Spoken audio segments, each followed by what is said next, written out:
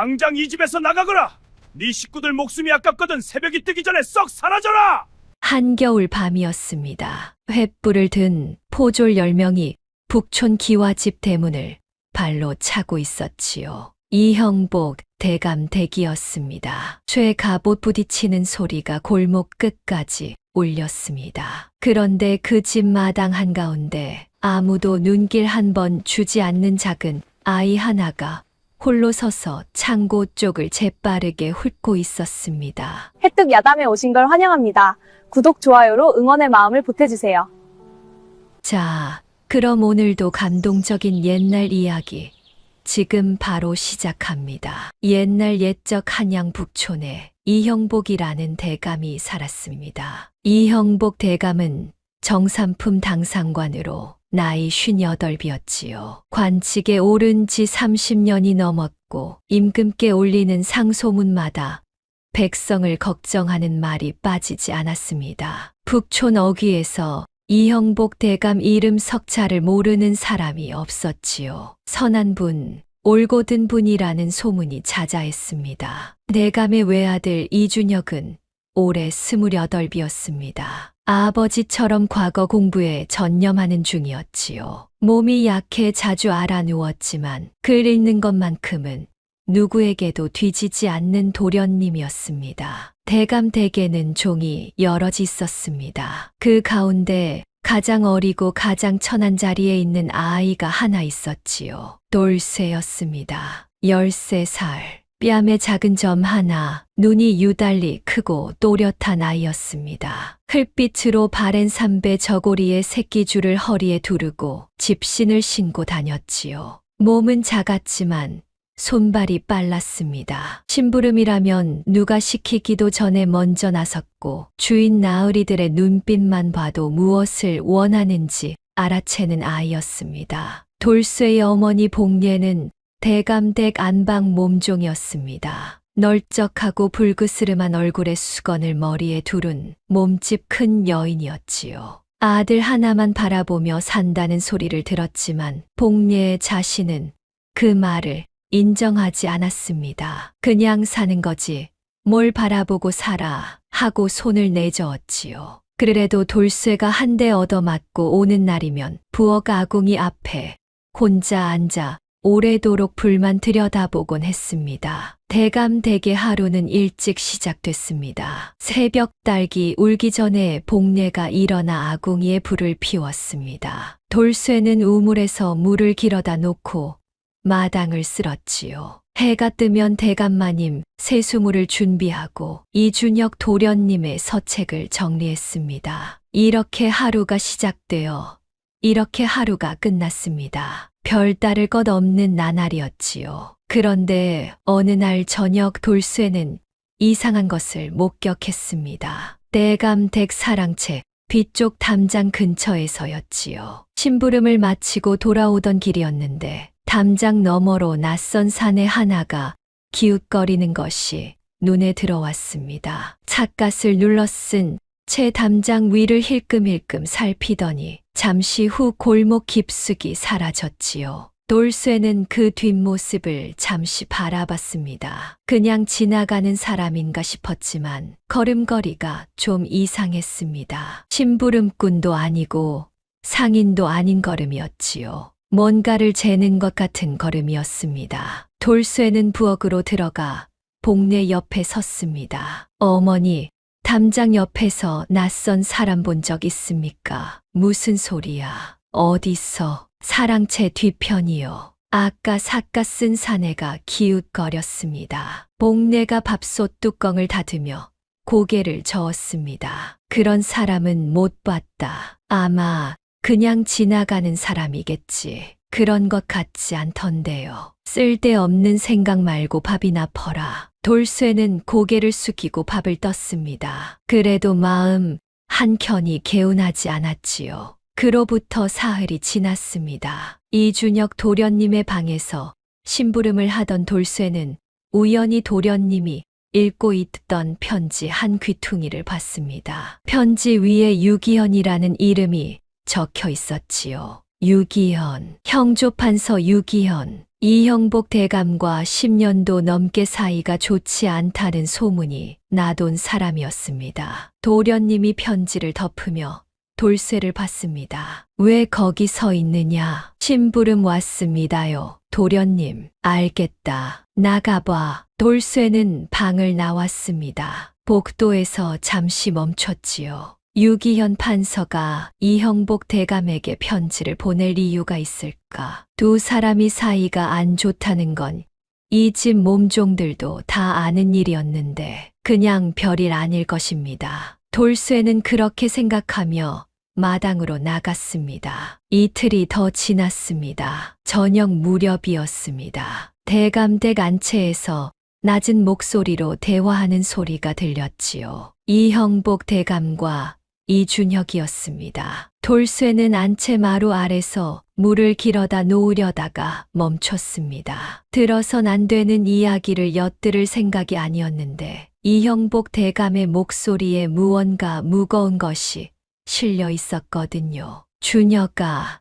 너도 알다시피 유기현과 나는 오래전부터 뜻이 달랐다. 예, 아버님. 그 자가 최근 들어 나를 향해 뭔가 꾸미고 있다는 느낌이 든다. 조심해야 한다. 설마 영모 같은 걸 들씌울 수야 있겠습니까? 세상에 안 될 것이 없느니라. 이준혁이 한동안 말이 없었습니다. 아버님, 그러면 어찌 하시렵니까? 내가 할 수 있는 건 하겠지. 증거를 남기지 않는 것, 행동을 조심하는 것. 하지만 그것으로 막을 수 없다면 이형복 대감이 말끝을 흐렸습니다. 돌쇠는 물동이를 조심스럽게 내려놓고 뒤로 물러났습니다. 심장이 두근거렸지요. 영모, 그 말이 머릿속에서 맴돌았습니다. 영모로 몰리면 삼족을 멸한다는 이야기를 들은 적 있었거든요. 대감마님만의 이야기가 아니라 이 집 모든 사람의 이야기가 된다는 뜻이었지요. 그러나 돌쇠가 할 수 있는 것은 아무것도 없었습니다. 그냥 심부름을 하고 마당을 쓸고 잠들 뿐이었지요. 그날 밤 돌쇠는 쉽게 잠들지 못했습니다. 처마 밑에 누워 하늘을 올려다봤습니다. 별이 많았지요. 저 별들은 이 집에 무슨 일이 생기든 상관없이 저렇게 빛나겠구나 하는 생각이 들었습니다. 노비에게 하늘은 늘 공평하게 멀리 있었으니까요. 그리고 사흘 뒤 밤이었습니다. 쾅쾅 대문이 흔들렸습니다. 포도청이요. 문 열어라. 돌쇠는 잠에서 번쩍 깨어났습니다. 쇠 갑옷 소리, 횃불 타는 소리, 발소리가 한꺼번에 쏟아졌습니다. 안채에서 복례가 비명을 질렀고 이준혁 도련님이 방에서 뛰쳐나왔지요. 아버님, 포졸들이 왔습니다. 이형복 대감이 사랑채에서 나왔습니다. 얼굴이 창백했지요. 손에 쥐고 있던 책이 마루 위에 떨어졌습니다. 대감도 알고 있었던 것입니다. 이날이 올 수도 있다는 것을.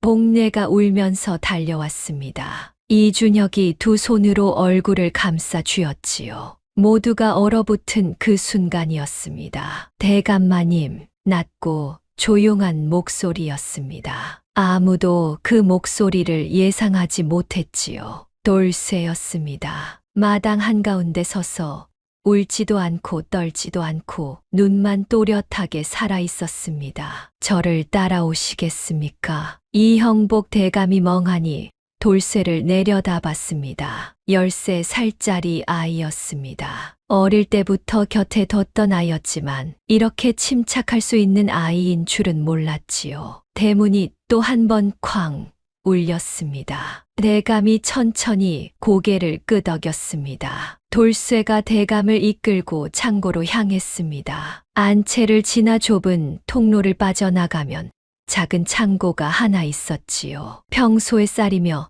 잡곡을 보관하는 곳이었습니다. 돌쇠는 창고 문을 열고 안으로 들어가 큰 나무 뒤주 앞에 멈춰 섰습니다. 여기에 옵소서. 이형복 대감이 눈을 크게 떴습니다. 뒤주에 이 늙은이 보고 저기 들어가라는 것이냐?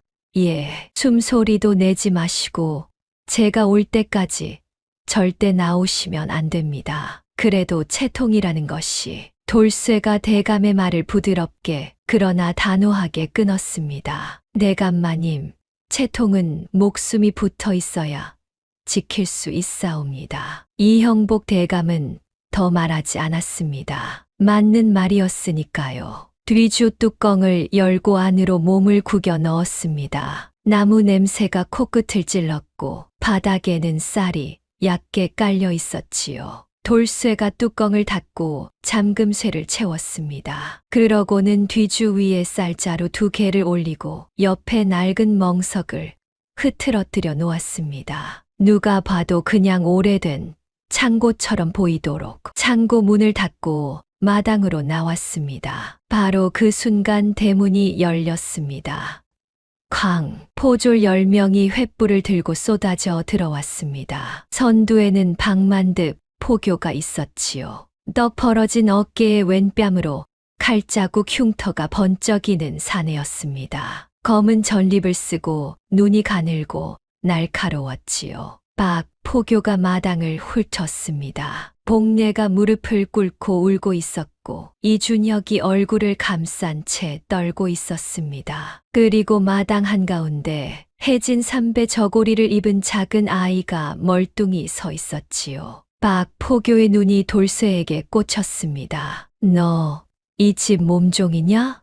예. 이형복 대감은 어디 있느냐? 돌쇠는 눈도 깜빡이지 않았습니다. 모르옵니다. 박 포교의 눈이 가늘어졌습니다. 13살짜리 노비치고는 너무 고요한 눈이었지요. 한 발짝 다가서더니 두껍고 거친 손이 돌쇠의 멱살을 잡아챘습니다. 돌쇠의 몸이 공중에 들렸지요. 모른다고 이놈이 다시 묻는다. 이형복이 어딨어? 소인은 정말 모르옵니다. 저녁 때 대감마님이 심부름을 시키셨는데 돌아와 보니 이미 안 계셨사옵니다. 어디로 갔는지는 그것도 모릅니다. 박 포교가 돌쇠를 흙바닥에 내팽개쳤습니다. 돌쇠는 무릎을 꿇었지요. 손바닥에서 피가 났습니다. 그래도 고개를 들었습니다. 박 포교가 포졸들에게 눈짓했습니다. 뒤져라. 구석구석 다. 포졸들이 안채 사랑채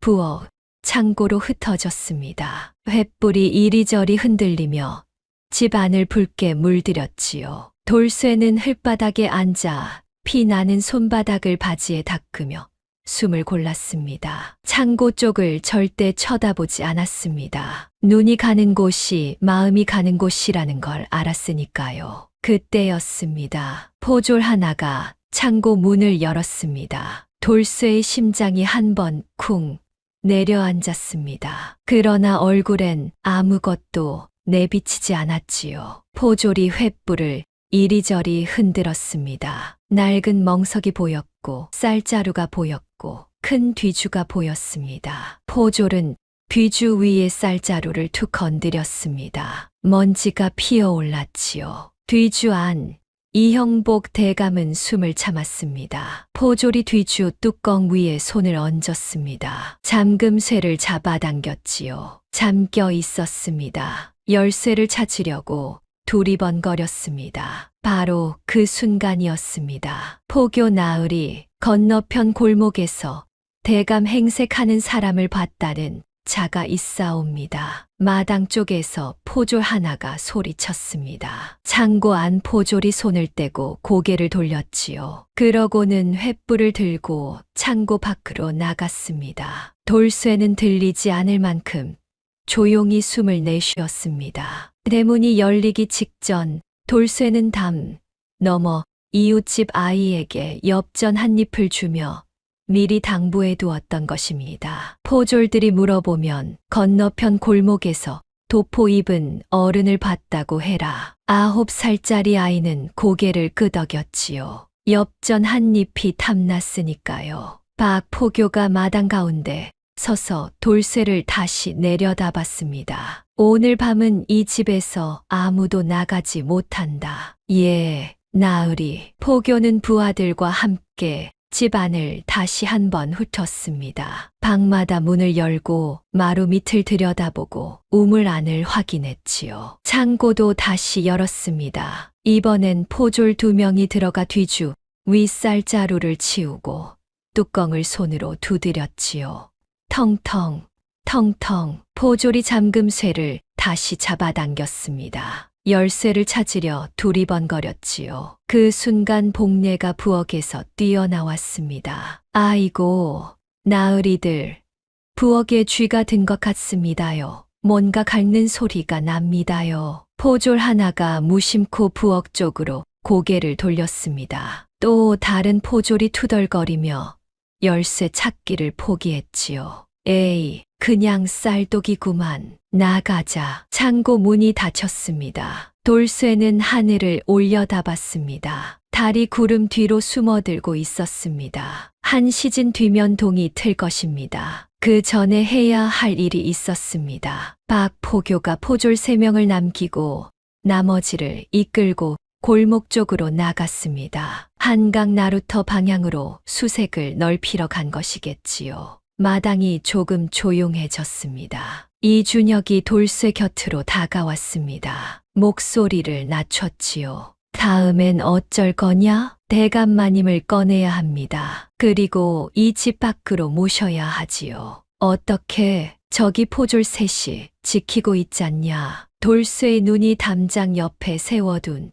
지게로 움직였습니다. 그 위에 낡은 가마니가 2장 접혀 있었지요. 돌쇠의 입꼬리가 아주 살짝 올라갔습니다. 방법이 있습니다. 이준혁이 눈을 크게 떴습니다. 지게로 어떻게? 도련님은 포졸들에게 가셔서 배가 고프다 하시고 밥을 지어달라고 하십시오. 밥 짓는 냄새가 나면 부엌에 관심이 쏠립니다. 그 틈에 소인이 움직입니다. 이준혁이 잠시 멍하니 있다가 고개를 끄덕였습니다. 알겠다. 이준혁이 포졸들 쪽으로 걸어갔습니다. 돌쇠는 부엌으로 향했지요. 아궁이에 불을 살리고 솥에 물을 부었습니다. 밥 짓는 냄새가 피어오르기 시작했지요. 과연 포졸들이 부엌 쪽으로 고개를 돌렸습니다. 이준혁이 다가가 이것저것 말을 붙였지요. 돌쇠는 부엌 뒷문을 열었습니다. 뒷문 밖은 장독대였고 장독대 옆으로 항아리들이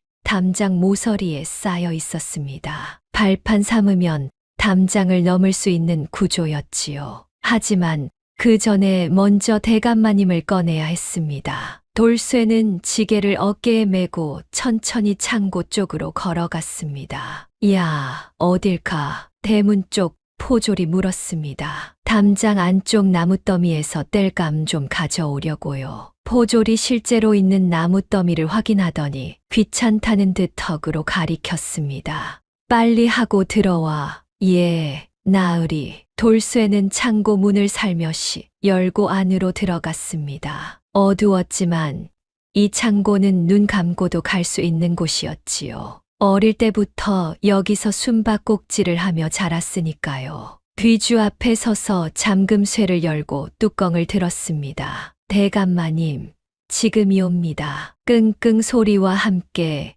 이형복 대감이 뒤주 밖으로 나왔습니다. 온몸이 굳어 다리가 휘청거렸지요. 돌쇠가 팔을 잡아 부축했습니다. 10세 살아이가 58 대감을 부축하는 모양이었습니다. 마님, 몸을 구부리시옵소서. 가만히 속으로 들어가셔야 합니다. 가만히 지게에 얹어서 나르겠사옵니다. 대문 포졸들 눈을 속이려면 이 방법밖에 없습니다. 이형복 대감은 입을 벌렸다가 다물었습니다. 뒤주에 들어간 것도 굴욕이었는데 이제는 가만히 속에 들어가야 한다니. 그러나 지금 채통을 따질 때가 아니었습니다. 대감이 가만히 속으로 몸을 집어넣었습니다. 돌쇠가 가만히 위에 장작을 얹고 지게를 졌지요. 눈이 핑 돌 만큼 무거웠지만 이를 악물었습니다. 창고 문을 닫고 마당으로 나왔습니다. 포졸들은 이준혁이 붙잡고 있었지요. 돌쇠는 고개를 숙이고 부엌 쪽으로 천천히 걸었습니다.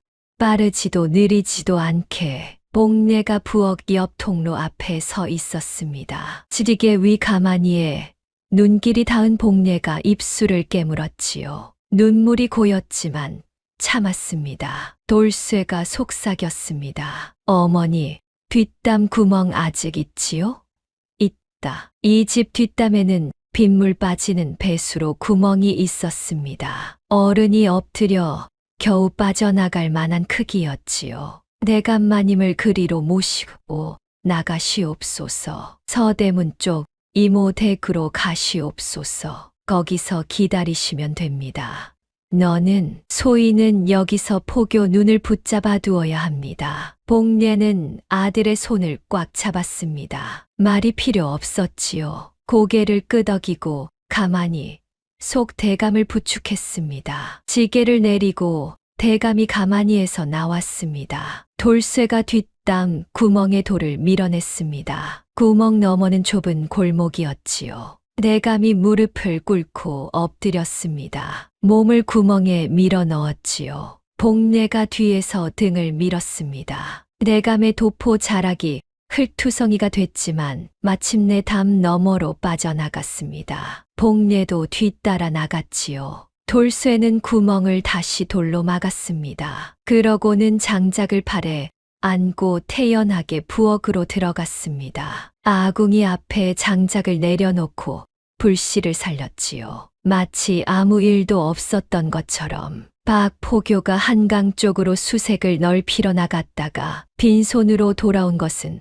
그로부터 1시경쯤 지나서였습니다. 포졸들이 다시 집안을 뒤졌지만 이형복 대감의 흔적은 없었지요. 박 포교가 돌쇠를 불렀습니다. 야, 노비, 내일 아침까지 이 집에서 꼼짝 마라. 내 눈에 안 띄면 죽는다. 예, 나으리. 박 포교가 남은 포졸들을 이끌고 다시 나갔습니다. 마당이 조용해졌습니다. 이준혁이 돌쇠 옆으로 다가왔습니다. 아버지는 무사하냐? 서대문 이모 댁으로 가셨습니다. 이준혁이 눈을 감았습니다. 긴 숨을 내쉬었지요. 고맙다, 돌쇠야. 아직 끝난 게 아닙니다. 이준혁이 눈을 떴습니다. 배후를 찾아야 합니다. 누군가가 대감마님을 영모로 모함했습니다. 그 자를 찾아서 증거를 가져오지 않으면 대감마님은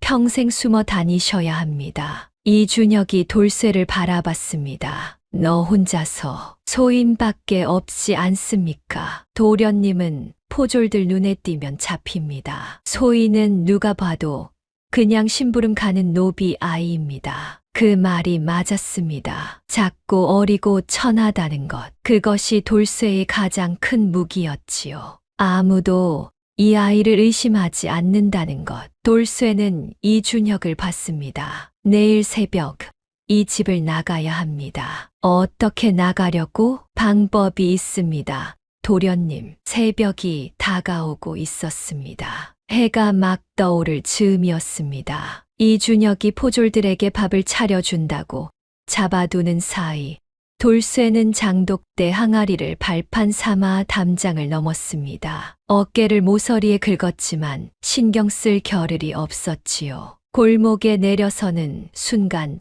차가운 새벽 공기가 뺨을 쳤습니다. 멀리서 달구는 소리가 들렸습니다. 돌쇠는 골목 안으로 뛰었습니다. 이제부터가 진짜 시작이었지요. 배후를 찾아야 합니다. 어젯밤 마당에서 이미 눈치챈 것이 있었습니다. 박 포교가 집 안을 뒤질 때 포졸 하나가 다른 포졸에게 귓속말을 했는데 돌쇠는 그 입술을 읽었지요. 판서 나으리께 아뢰어야지.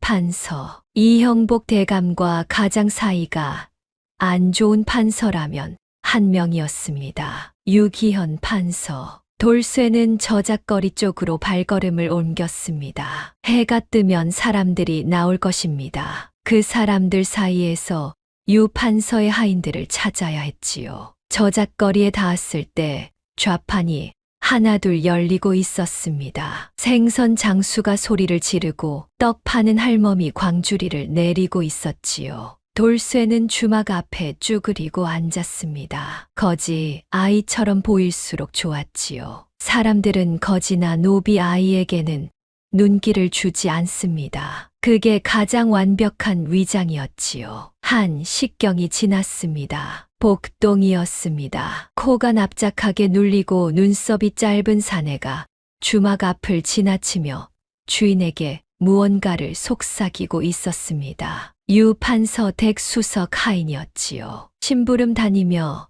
여러 번 얼굴을 본 자였습니다. 복동이 자리를 떴습니다. 돌쇠가 조용히 일어나 뒤를 밟았습니다. 복동은 저작거리를 돌아 북촌 안쪽으로 들어갔습니다. 걸음이 빨랐지요. 돌쇠는 일정한 거리를 유지하며 좌판 사이로 몸을 숨겨가며 따라갔습니다. 복동이 큰 기와집 쪽문으로 사라졌습니다. 유판서 댁이었지요. 담장이 높았습니다. 이형복 댁 담장보다 훨씬. 돌쇠는 담장을 한 바퀴 돌며 살폈지요. 뒤쪽으로 가니 배수로가 보였습니다. 어른은 어림도 없지만 돌쇠처럼 작은 아이라면 겨우 통과할 수 있는 크기였습니다. 지금은 대낮이라 들어갈 수 없었습니다. 밤을 기다려야 했지요. 돌쇠는 배수로 앞에 쪼그리고 앉아 담장 너머에서 들려오는 소리에 귀를 기울였습니다. 두런두런 말소리, 그 중 하나가 또렷하게 들렸지요. 대감은 아직 못 잡았다더냐. 예, 아직이라 합니다. 한강 나루터 쪽으로 쫓아갔다 합니다. 이형복이 그렇게 눈치가 없는 자가 아닌데 미리 눈치챘을 수도 있어. 그렇다면 잡아도 그만, 못 잡아도 그만이지. 어차피 영모라는 명목은 이미 섰으니 도망자로 만들어도 효과는 같은 거야. 싸늘하고 냉정한 목소리였습니다. 유기현 판서 본인이었습니다. 영모는 거짓이었습니다. 역시 그랬지요. 이제 증거가 필요했습니다. 거짓, 고변서를 꾸민 증거. 그것이 있어야 이형복 대감이 살 수 있었습니다. 밤이 오고 있었습니다. 그 전에 할 일이 하나 더 있었지요. 돌쇠는 저작거리로 나와 주막 주인을 찾았습니다. 아까 복동과 귓속말을 나누던 그 주인이었지요. 어른이시여,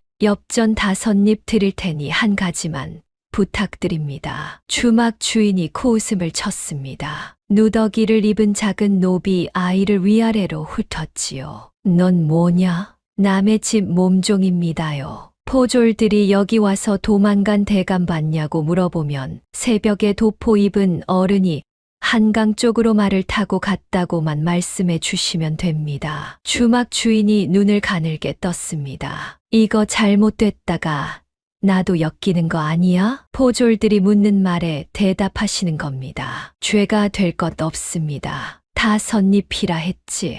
예, 돌쇠가 이준혁 도령이 미리 쥐어준 엽전에서 5잎을 꺼냈습니다. 주막 주인 손에 올렸지요. 한강 쪽으로 말을 타고 갔다. 잊지 마십시오. 알았어, 알았어. 이제 박포교 무리를 한강 쪽으로 좀 더 묶어둘 수 있겠지요. 서대문 쪽 이모 댁에도 들렀습니다. 복례가 문을 열었습니다. 아들의 얼굴을 보자마자 눈물이 핑 돌았지요. 왔구나. 다쳤냐? 괜찮습니다. 대감마님은요? 안에 계신다. 이형복 대감이 방 안에 앉아 있었습니다. 도포가 흩투성이었고 수염이 흐트러졌지만 눈빛은 살아 있었지요. 왔구나. 예, 대감마님. 배후를 알아냈습니다. 대감의 눈이 커졌습니다. 누구냐? 유기현 판서입니다. 오늘 밤 유 판서 댁에 들어가 증거를 찾겠습니다. 이형복 대감은 한동안 말이 없었습니다. 유기현, 예상은 했지만 막상 확인이 되니 가슴이 내려앉았지요. 돌쇠야, 위험하다. 소인이 알아서 하겠사옵니다. 잡히면 죽는다. 잡히지 않겠사옵니다. 이형복 대감은 돌쇠의 눈을 들여다봤습니다. 두려움이 없었지요. 아니, 두려움을 이미 접어두고 그 그 위에 다른 것을 올려놓은 눈이었습니다. 알겠다. 대감이 고개를 끄덕였습니다. 그것이 허락이었지요. 복례가 차가운 찬밥 한 덩이를 아들 손에 쥐어줬습니다. 돌쇠는 개걸스럽게 먹었습니다. 밤새 아무것도 먹지 못했으니까요. 해가 기울기 시작했습니다. 돌쇠는 눈을 감고 오늘 밤의 계획을 머릿속에서 천천히 펼쳤습니다. 유판서댁 뒤쪽 배수로, 별당, 금고, 어둠 속에서 흔들리지 않으려면 지금부터 눈을 감고 길을 외워야 했지요. 밤이 되었습니다. 한양 북촌의 골목에 어둠이 빠르게 내려앉았습니다. 야경꾼이 딱따기를 치며 지나가는 소리가 들렸지요. 딱딱, 딱딱. 돌쇠는 이모 댁에서 이모 아들이 쓰던 헌배 옷으로 갈아입었습니다. 조금은 다른 집 심부름꾼처럼 보이도록. 그러고는 골목으로 나섰지요. 유판서 댁까지 골목 3개를 지나야 했습니다. 빠르게 달리면 눈에 띕니다. 고개를 살짝 숙이고 팔을 자연스럽게 흔들며 걸었지요. 야경꾼을 2번 마주쳤지만 2번 다 눈길도 받지 않았습니다. 유판서 댁 뒤쪽 골목에 닿았습니다. 달이 구름에 가려 있어 다행이었지요.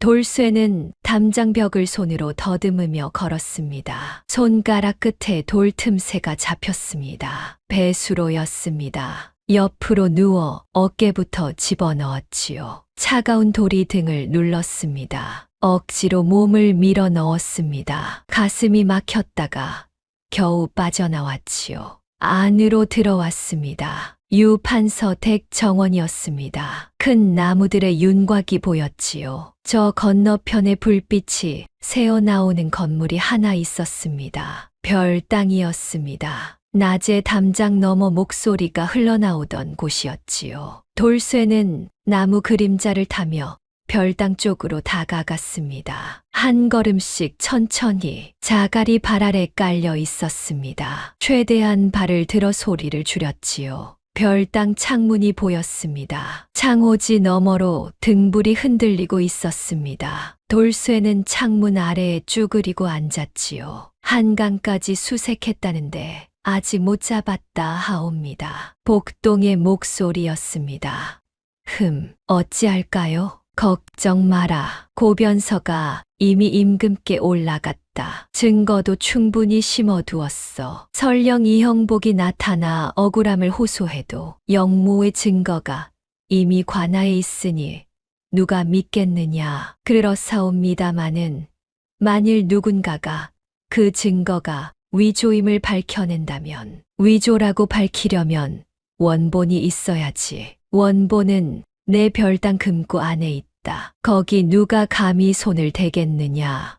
금고. 돌쇠의 귀가 번쩍 열렸습니다. 위조 증거의 원본이 별당 금고 안에 있다. 그것을 꺼내면 됩니다. 창문 틀을 가만히 밀어봤습니다. 낮에 미어진 흔적을 발견해둔 창이었지요. 살짝 움직였습니다. 그러나 지금은 안 됩니다. 안에 유판서가 있으니까요. 돌쇠는 별당 뒤쪽 창고에 몸을 숨기고 기다렸습니다. 낡은 자물쇠를 뾰족한 나뭇가지로 열었지요. 미리 준비해둔 것이었습니다. 창고 안에서 1시경, 2시경, 별당 안에서 들리던 소리가 잦아들었습니다. 등불이 꺼진 듯 창호지 너머가 어두워졌지요. 돌쇠는 창고 밖으로 나왔습니다. 별당 창문 앞에 서서 살며시 밀었습니다. 삐, 나무가 미세하게 소리를 냈습니다. 돌쇠는 멈췄지요. 잠시 기다렸다가 다시 밀었습니다. 겨우 몸이 통과할 만큼 열렸습니다. 창문 안으로 기어들어갔지요. 달빛이 희미하게 들어왔습니다. 눈이 어둠에 익으면서 방 안의 윤곽이 보이기 시작했지요. 책장, 그리고 벽 한쪽에 두꺼운 나무 궤짝이 놓여 있었습니다. 금고였습니다. 쇠자물쇠가 달려 있었지요. 나뭇가지로는 열 수 없는 단단한 자물쇠였습니다. 열쇠가 어딘가에 있을 것입니다. 책상 위, 책장 사이를 조심스럽게 더듬었습니다. 없었습니다. 돌쇠는 눈을 감고 생각했습니다. 유 판서는 하루에도 몇 번씩 이 금고를 여닫을 것입니다. 매번 몸에서 열쇠를 꺼내는 건 번거롭지요. 손이 자주 가는 곳에 두겠지요. 책상 서랍이었습니다. 살며시 당겼습니다. 붓이 있었고 종이가 있었고 작은 쇳덩어리가 있었습니다. 열쇠였지요. 손이 떨렸습니다. 열쇠를 구멍에 넣고 돌렸습니다. 딸깍 자물쇠가 열렸습니다. 괴짝 뚜껑을 들었지요. 안에 두루마리들이 가득했습니다. 달빛을 이용해 하나씩 펼쳐봤습니다. 땅 문서, 재산 목록, 편지들, 그리고 마지막 두루마리 하나 펼쳤습니다. 이형복의 이름이 보였습니다. 영모라는 글자, 그리고 그 아래에 유기현의 친필 메모, 고변서를 어떻게 꾸밀 것인지, 어떤 증거를 심어둘 것인지 빼곡히 적혀 있었습니다. 이것이었습니다. 유 판서가 이 모든 것을 기획했다는 친필 기록. 돌쇠는 두루마리를 가슴 안에 품었습니다. 일어서려는 순간이었지요. 누구냐? 별당 문이 벌컥 열렸습니다. 복동이었습니다. 손에 등불을 들고 서 있었지요. 눈이 방 안에 돌쇠에게 꽂혔습니다. 열려있는 괴짝, 그 앞에 쪼그려 앉은 작은 아이. 이놈이 도둑이야. 도둑. 돌쇠는 창문 쪽으로 몸을 날렸습니다. 좁은 창문 틈새로 몸을 던졌지요. 어깨가 긁혔습니다. 정원 자갈 위로 떨어졌습니다. 잡아라. 저놈 잡아라. 뒤에서 소리가 났습니다. 횃불이 켜지고 발소리가 쏟아졌지요. 돌쇠는 달렸습니다. 나무들 사이를 헤치고 배수로 쪽으로 전력 질주했습니다. 배수로 앞에 엎드렸습니다. 몸을 밀어 넣었지요. 이번엔 훨씬 거칠게 통과했습니다. 어깨와 옆구리가 긁혔지만 신경 쓸 겨를이 없었습니다. 담장 밖 골목으로 굴러 나왔지요. 뒤에서 담장 너머 소리가 들렸습니다. 하지만 골목은 어두웠습니다. 돌쇠는 골목 안으로 뛰어들어 어둠 속에 몸을 숨겼습니다. 한참 뒤 소리가 잦아들었습니다. 돌쇠는 숨을 헐떡이며 가슴에 손을 댔습니다. 두루마리가 그대로 있었지요. 가슴이 미친 듯이 뛰었습니다. 온몸이 떨렸지요. 하지만 해냈습니다. 그러나 이것만으로는 부족했습니다. 유 판서가 자신의 필체가 아니라고 버티면 그만이었지요. 관아에서 글자를 대조해 볼 수 있겠지만 판서를 잡기엔 권력의 벽이 너무 높았습니다. 증인이 필요했습니다. 유 판서가 고변서를 꾸미는 것을 직접 본 사람. 돌쇠는 저작거리 골목 끝에 있는 주막을 떠올렸습니다. 유 판서 대카인들이 몰래 드나드는 주막이라고 이웃 아낙네들이 수군거리던 곳이었지요. 새벽 전에 한번 가봐야 했습니다. 주막 안에는 손님이 2명 있었습니다. 한 명은 엎어져 자고 있었고 한 명은 술잔을 들고 멍하니 앉아 있었지요. 유 판서 대카인 복장이었습니다. 얼굴이 창백했고 눈이 충혈되어 있었지요. 돌쇠는 그 맞은편에 조용히 앉았습니다. 유 판서 댁에서 일하십니까? 사내의 손이 멈췄습니다.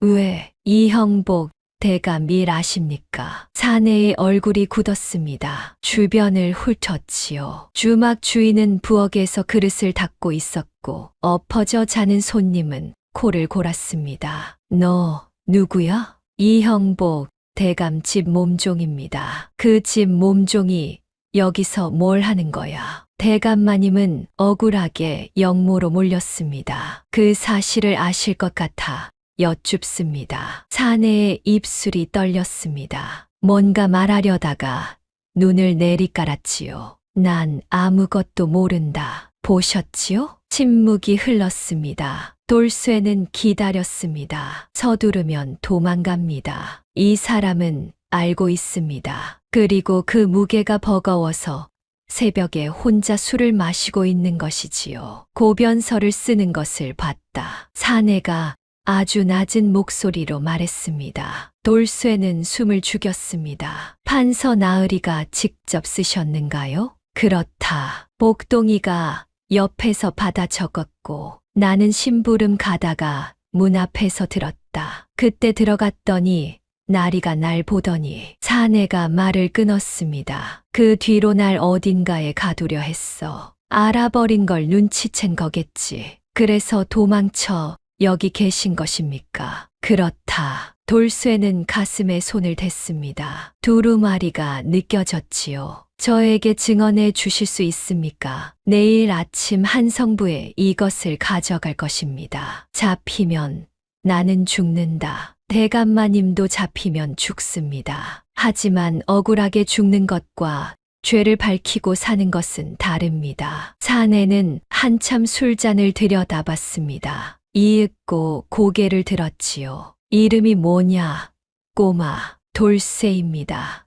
살이야? 13입니다. 사내가 쓴웃음을 지었습니다. 13살 노비가 판서 나으리한테 맞짱을 뜨려 하는구나. 맞짱이 아닙니다. 그냥 대감마님을 살려드리려는 것뿐입니다. 사내가 술잔을 내려놓았습니다. 내일 아침 한성부 앞에서 만나자. 해 뜨면 바로. 감사합니다. 돌쇠는 주막을 나왔습니다. 발걸음이 가벼웠지요. 두루마리가 있었고 증인이 생겼습니다. 골목 어귀처마 밑에 쭈그리고 앉았습니다. 눈꺼풀이 무거웠지요. 얼마나 오래 깨어 있었을까요? 어젯밤부터 한숨도 못 잤습니다. 이마를 무릎에 괴었습니다. 조금만 처마 아래로 별이 흘렀습니다. 작은 몸이 잠시 쉬었습니다. 내일은 더 긴 싸움이 기다리고 있었습니다. 해가 떴습니다. 한성부 앞이었습니다. 해가 떠오르자 사람들이 하나둘 오가기 시작했습니다. 관리들이 도포를 입고 출근하는 시각이었지요. 사내가 왔습니다. 얼굴이 여전히 창백했지만 걸음을 옮겨왔지요.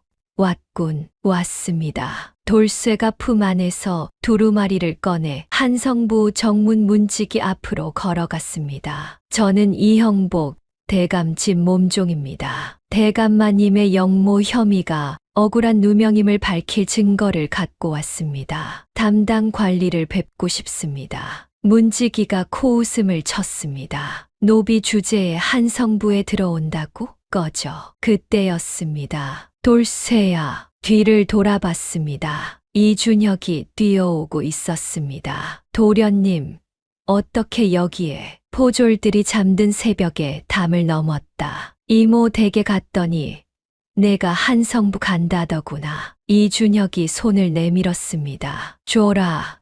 서찰. 돌쇠는 두루마리를 이준혁의 손에 건넸습니다. 이준혁이 곧게 서더니 문지기를 향해 걸어갔지요. 나는 이형복 대감의 아들 이준혁이다. 긴급하게 보고할 사안이 있으니 담당관에게 안내하라. 문지기가 이준혁을 위아래로 훑었습니다. 도포가 흙투성이었지만 말씨와 태도는 분명히 양반이었지요. 들어가시지요. 이준혁이 돌쇠를 돌아봤습니다. 이 아이도 함께입니다. 증거를 찾은 자입니다. 문지기가 잠시 망설이더니 고개를 끄덕였습니다. 담당 관리가 서찰을 받아들었습니다. 한참 들여다보더니 눈썹을 치켜 올렸지요. 사내에게 직접 본 것이 맞는지 물었습니다. 사내가 떨리는 목소리로 증언했지요. 관리가 부하를 불렀습니다. 당장 이 내용을 윗분께 올려라. 돌쇠는 한성부 마당 한쪽에 서서 숨을 내쉬었습니다. 이제 관아가 움직이는 것을 기다리면 됩니다. 그 순간이었습니다. 한성부 정문 밖에서 소란이 들렸지요. 비켜라.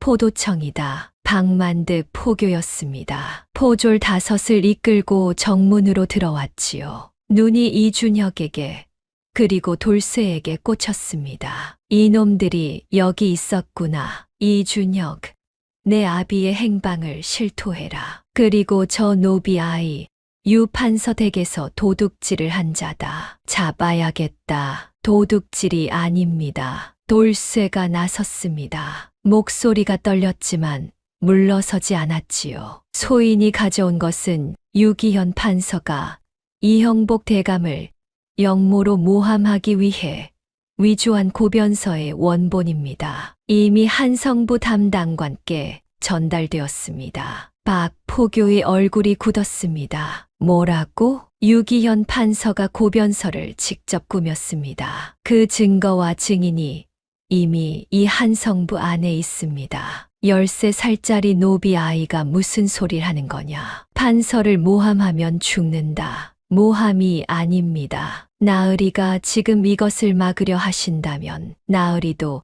유 판서의 일에 연루된 것으로 보이실 겁니다. 한성부 담당관이 보시는 앞에서 박포교의 눈이 흔들렸습니다. 뒤를 돌아봤지요. 한성부 담당관이 마당에서 이 상황을 지켜보고 있었습니다. 포졸들도 보고 있었지요. 돌쇠는 그 눈빛을 읽었습니다. 흔들리고 있습니다. 나으리, 조금 더 낮고 조용한 목소리로. 소인은 나으리를 탓하는 것이 아닙니다. 나으리도 이용당한 것일 수 있습니다. 지금이라도 물러서시면 됩니다. 박포교는 한참 돌쇠를 노려봤습니다. 해진 옷에 진 이마에 머리띠를 두르고 눈빛만 살아있는 작은 아이. 이 아이 앞에서 물러서야 한다는 게 분했습니다. 그러나 막무가내로 밀어붙였다가 정말로 연루자가 된다면 박포교가 포졸들을 향해 돌아섰습니다.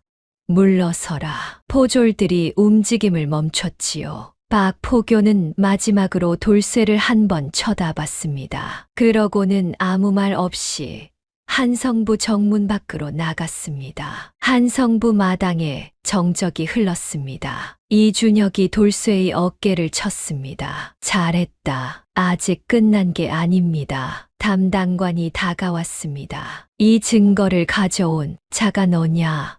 예, 방법이 문제였다만 담당관이 잠시 말을 끊었습니다. 공은 인정한다. 올라가 봐야겠다. 너희는 여기서 기다려라. 돌쇠는 마당 구석에 앉았습니다. 이준혁이 옆에 앉았지요. 두 사람은 아무 말도 하지 않았습니다. 해가 점점 높아졌습니다. 한성부 안에서 분주한 발소리들이 들렸지요. 문서가 오가는 소리, 관리들이 소곤거리는 소리, 한시진도 넘어 담당관이 마당으로 나왔습니다. 이준혁, 내 아비 이형복이 어디 있는지 아느냐? 알고 있습니다. 데려올 수 있느냐?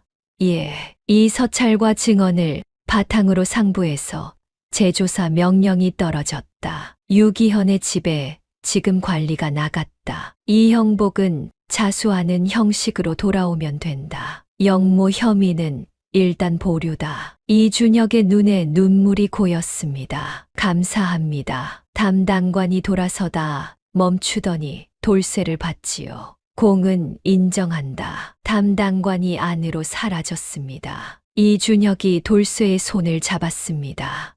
가자. 아버지를 모셔오자. 두 사람이 한성부를 나와 서대문 쪽으로 뛰었습니다. 돌쇠의 집신굽이 다 달아 있었지만 멈추지 않았습니다. 이모, 댁에 닿았습니다. 문을 두드렸지요. 복례가 열었습니다. 아들의 얼굴을 보자마자 눈치챘습니다. 됐느냐? 됐습니다. 어머니, 복례가 손으로 입을 막았습니다. 눈물이 터졌지요. 이형복 대감이 방 안에서 이준혁이 달려드는 것을 받았습니다. 아들이 무릎을 꿇고 울었지요. 아버님, 이제 됩니다. 돌아갈 수 있습니다. 이형복 대감은 아들의 등을 두드리며 문 쪽을 봤습니다. 문 앞에 돌쇠가 서 있었습니다. 해진 옷에 집신이 닳고 어깨 쪽이 긁혀 상처가 나 있었습니다. 뺨에 흙이 묻어 있었지요. 그래도 눈은 여전히 또렷했습니다. 이형복 대감이 천천히 일어났습니다. 돌쇠야. 예, 대감마님, 잘했다. 그게 전부였습니다. 하지만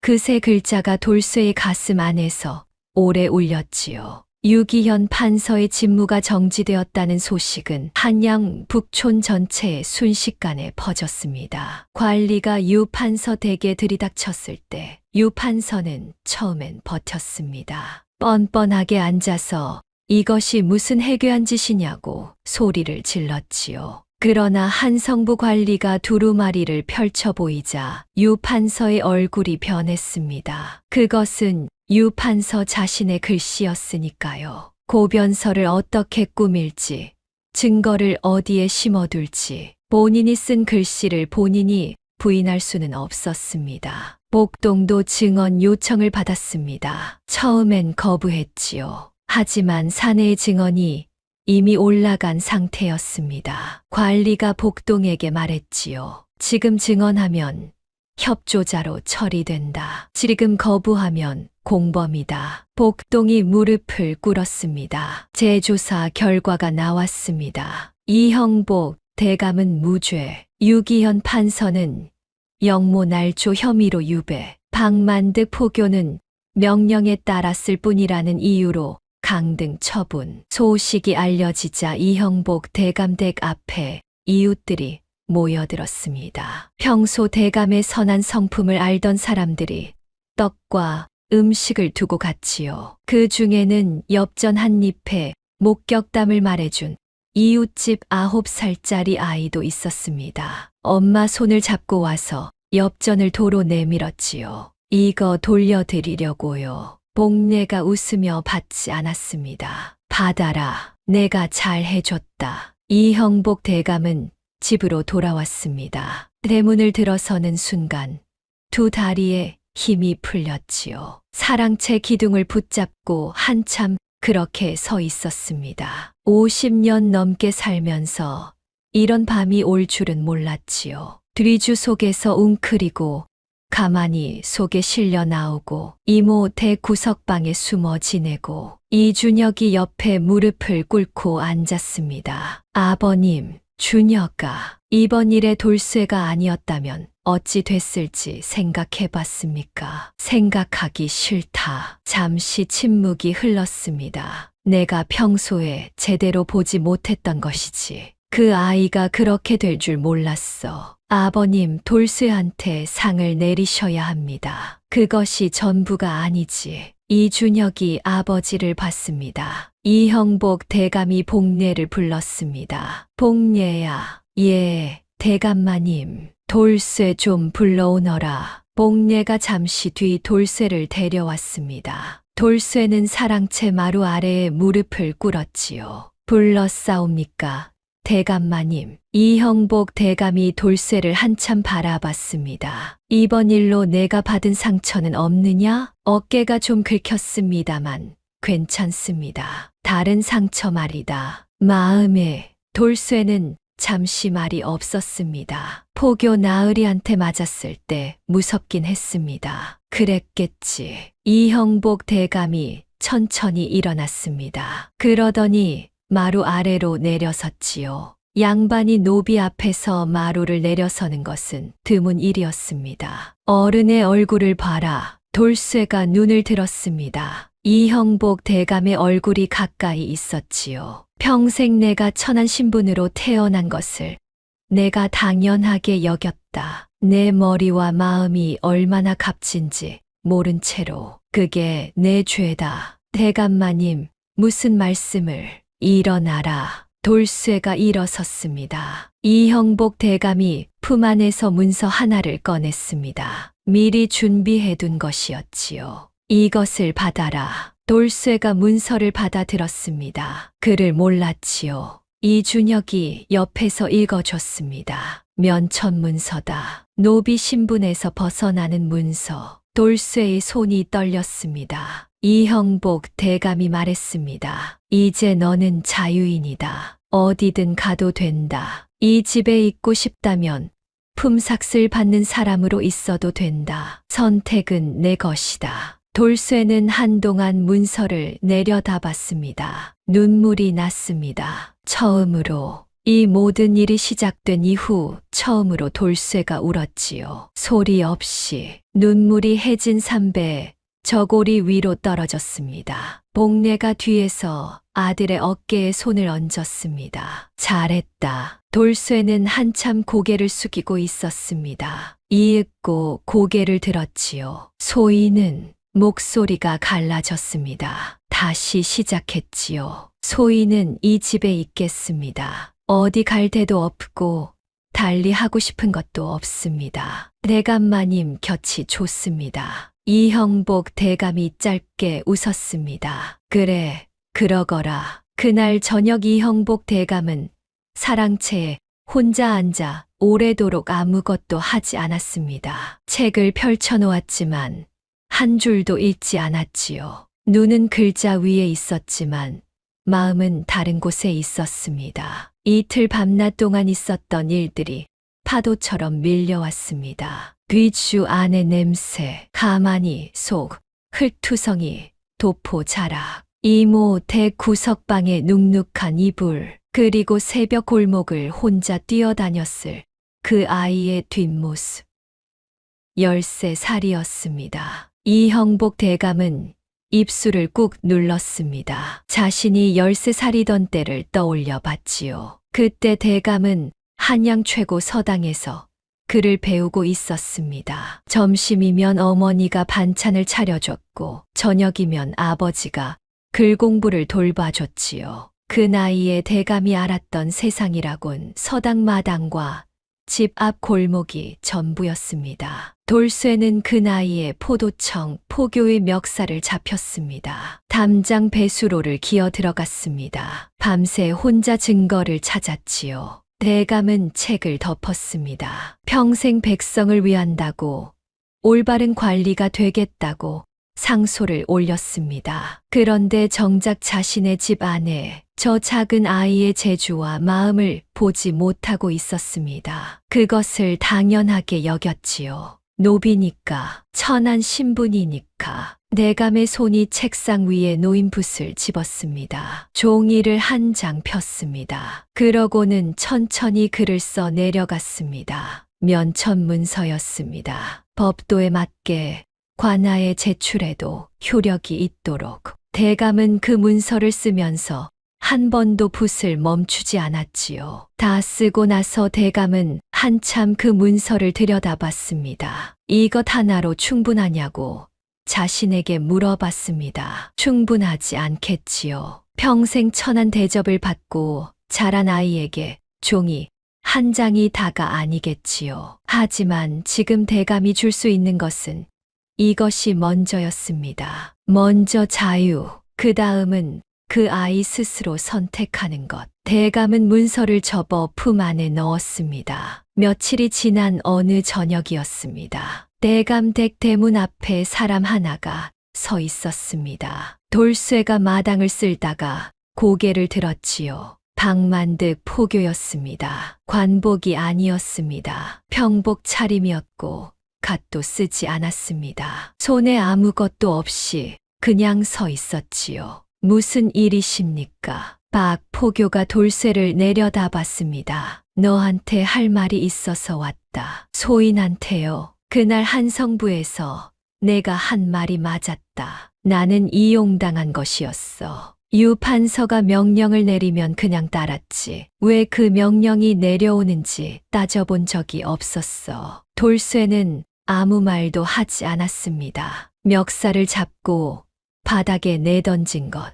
미안하다. 돌쇠가 잠시 박포교를 봤습니다. 눈빛이 거짓 같지 않았지요. 소희는 괜찮습니다. 괜찮은 게 아니잖냐. 13살짜리가 그 모든 걸 혼자 했잖아. 나으리도 몰랐으니까요. 진짜 죄인이 따로 있었으니까요. 박포교가 긴 숨을 내쉬었습니다. 그래도 내 손이 잘못됐다. 돌쇠는 빗자루를 고쳐 쥐었습니다. 나으리, 소인한테 사과하러 오신 것은 고맙습니다. 하지만 나으리가 진짜 사과해야 할 분은 따로 계십니다. 박포교가 눈을 들었지요. 대감마님께 가시지요. 두 사람이 함께 대문 안으로 들어갔습니다. 사랑채 앞에서 박포교가 무릎을 꿇었습니다. 이형복 대감이 나와 그 앞에 섰지요. 소인이 죄를 지었습니다. 역적의 사주를 받아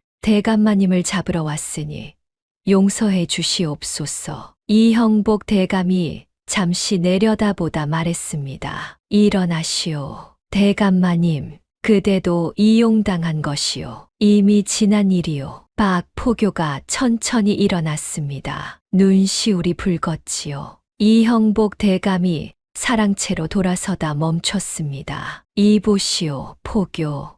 예, 앞으로는 명령 뒤에 뭐가 있는지 한 번은 생각해 보시오. 그것이 포교로서 해야 할 일이기도 하니까. 박포교가 깊게 고개를 숙였습니다. 박포교가 대문을 나섰습니다. 돌쇠가 배웅했지요. 대문 앞에서 박포교가 마지막으로 돌쇠를 봤습니다. 너 나중에 크면 뭐가 될 것 같냐? 돌쇠가 고개를 갸웃했습니다. 글쎄요, 생각해 본 적 없습니다. 생각해봐. 그 머리가 심부름에만 쓰이면 아깝다. 박포교가 골목 안으로 사라졌습니다. 복례가 부엌 앞에서 물었습니다. 누가 왔었냐? 포교 나으리요. 무슨 일로? 사과하러요. 복례가 눈을 크게 떴습니다. 그러더니 피식 웃었지요. 세상에, 돌쇠도 작게 웃었습니다. 이번 일이 시작된 이후 처음으로 웃은 것 같았지요. 밥 짓는 냄새가 났습니다. 이준혁이 사랑채에서 책 읽는 소리가 들렸지요. 돌쇠는 다시 빗자루를 들었습니다. 마당을 쓸었습니다. 평소와 똑같이. 하지만 뭔가 달라진 것이 있었지요. 빗자루를 쥔 손에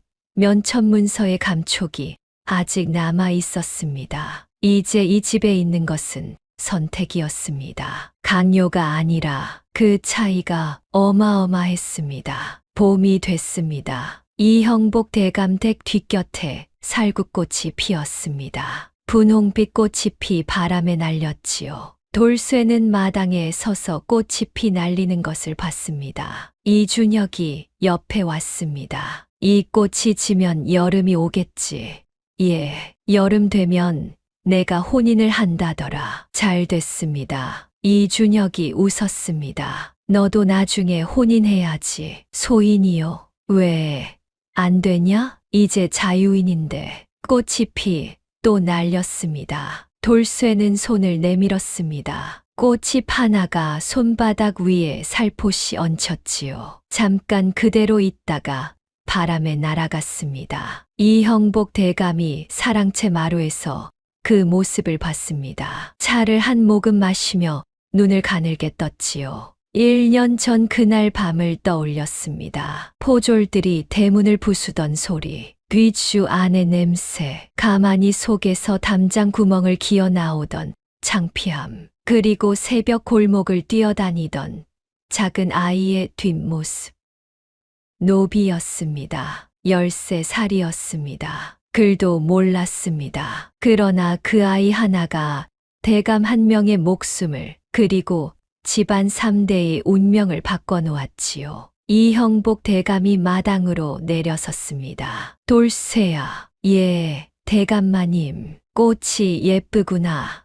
예, 내년 봄에도 이 꽃을 같이 보자. 돌쇠가 잠시 멈췄습니다. 내년 봄, 그 다음 봄도, 그 다음도 가슴 어딘가가 부풀어 오르는 것 같았습니다. 예, 대감마님. 살구꽃이 바람에 흔들렸습니다. 꽃잎들이 마당 위로 흩날렸지요. 이형복 대감과 돌쇠, 이준혁이 그 아래 서 있었습니다. 아무도 그것이 이상하다고 생각하지 않았습니다. 사람의 가치는 태어남이 아니라 살아감에 있다는 것을 이 봄마당에 서 있는 세 사람은 저마다의 방식으로 알고 있었습니다. 뒤주 속에서 채통을 내려놓은 대감도, 무너지는 아버지 곁에 섰던 도련님도, 그리고 13살 노비였지만 단 하룻밤 사이에 가장 어른다운 선택을 한 뺨의 작은 점 하나, 눈이 유달리